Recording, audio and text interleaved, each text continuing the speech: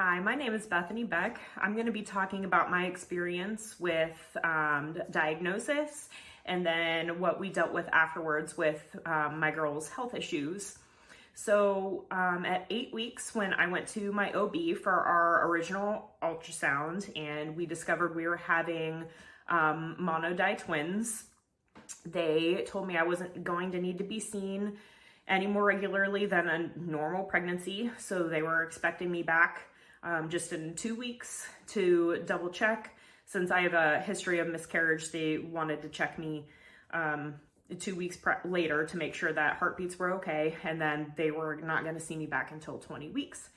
And this didn't sit right with me. They also told me to not Google. I'll just scare myself with all the information I'll find there. Everything will be fine. So I went home right away and went onto the scary Google and did my own research. And of course I read about things like twin-to-twin transfusion, and I actually didn't even come across TAPS at all. So after reading about twin-to-twin transfusion and getting really scared, I took to Facebook to find some support groups because I didn't know anyone that has had identical twins. So I didn't really have anybody to talk to about what to expect, any experiences, how pregnancy is. I was totally clueless. So I went onto Facebook and found a couple support groups that Stephanie actually helps moderate. This was before the foundation got started because this was early 2019. So I read all of the research papers in there, and that's where I learned about TAPS. So I learned everything that we needed to be scanned for, and I came back to my OB 2 weeks later and told them I wanted to be seen by an MFM so that we could get all the proper scans done.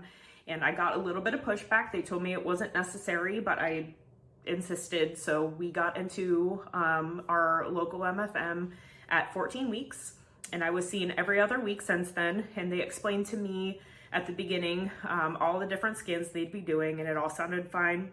So I, just went in, everything was great until about 24 weeks. I decided to just make sure they were checking everything they were supposed to be checking, because I noticed during my scan, they weren't really scanning the brain. I didn't really see any Doppler action going on. So I asked if they had been doing MCA Dopplers, and they told me no. They usually don't do MCA Dopplers unless they see other signs of fetal distress, like twin-to-twin transfusion or size discordance, things like that. And so I asked them if they could do them right then and there because of what I had read in research papers. I knew that that wasn't correct. So I asked them to do them just out of my own, I just kind of blamed it on mom anxiety, which is sad that we have to do that. But I said, it would just make me feel a lot better if we could just do MCA Dopplers today. So they agreed, they did them, and they discovered I was already at stage 2 TAPS. So since we hadn't been tracking MCA Dopplers before and they needed to establish a pattern, I was seen, again, it was 4 days later. So I was 25 weeks now at this point. And it was pretty well confirmed because the MCA Dopplers hadn't changed. So at that point, I was referred over to UPMC in Pittsburgh, PA. I'm from Youngstown, Ohio, so that was the closest center to me. And at 26 weeks exactly, I got the official diagnosis of stage 2 TAPS. So I was sent back home. I was seeing my MFM every 2 to 3 days for rescans, and we were doing NSTs until 28 weeks, when I had a little bit of a wonky NST and we had seen the MCA Doppler starting to drift a little bit further apart. So I was sent inpatient at UPMC in Pittsburgh at 28 weeks exactly for constant monitoring. And then at 29 weeks, we started to see development into stage 3. So there was some ascites going on in my recipient's bowel area, and my donor's heart was really enlarged, and they were suspecting tricuspid valve regurgitation. So at 29 weeks, we decided that it would be best to try intrauterine transfusions and partial exchanges. It was either that or we deliver. So I was ready for delivery that day if the transfusions were not going well. So at 29 weeks exactly, we had them done. We were so far advanced into TAPS that my recipient's hematocrit was so high they couldn't even read it on their blood levels to even like get a good baseline for the transfusions. So that was really wild. They ended up bringing my donor into a normal range, but my recipient was still pretty not okay. So with transfusions, the recipient is kind of the one more in danger anyway. So we were not expecting it to last that much longer.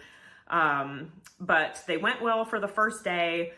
We kind of regressed back to stage 2, which was great because the ascites went away. There was no more tricuspid valve regurgitation happening. But then on my scan 3 days later, at 29 weeks, 3 days, we caught absent end diastolic flow through my recipient's cord, which is again stage 3. So we planned for my C-section the next day at 29 weeks, 4 days. So the C-section went well. And afterwards, the girls were in very critical need. They were both on CPAP with oxygen, and my recipient's blood was so thick that they couldn't even place a line without it clotting for 6 hours afterwards. And she suffered a grade 1 brain bleed. I'm probably due to that, which resolved by the time we left the NICU.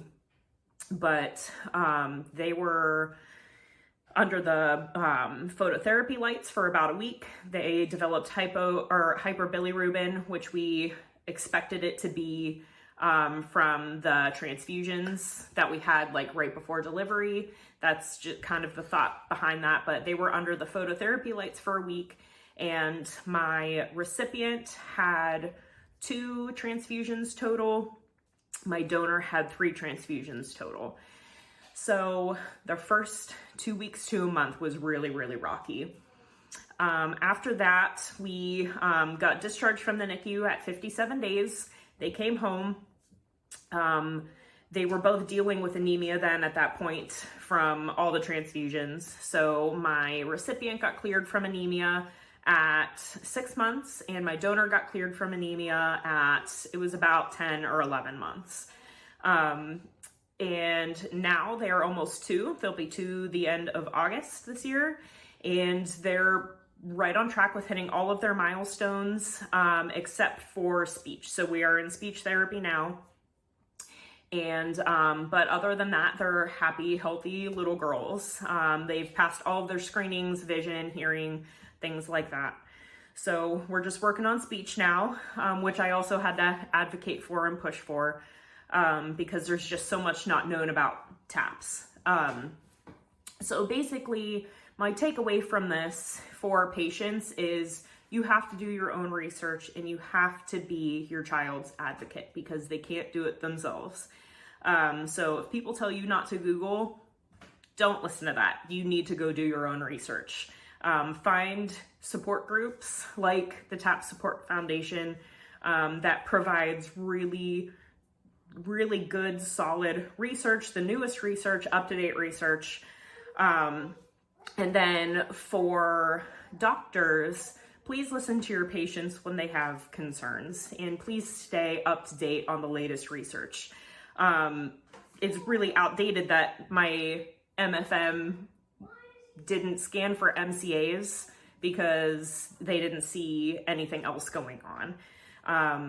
And I think it's really unfair that patients have to do so much of their own research, that doctors should just be doing these anyway. So please stay up to date on research, change your ways if things change, and listen to your patients, because parents do know how to research for their kids. But yeah, absolutely, parents, continue to be your child's advocate is the only way, especially with a rare disease like TAPS, that they're going to get the treatment they need.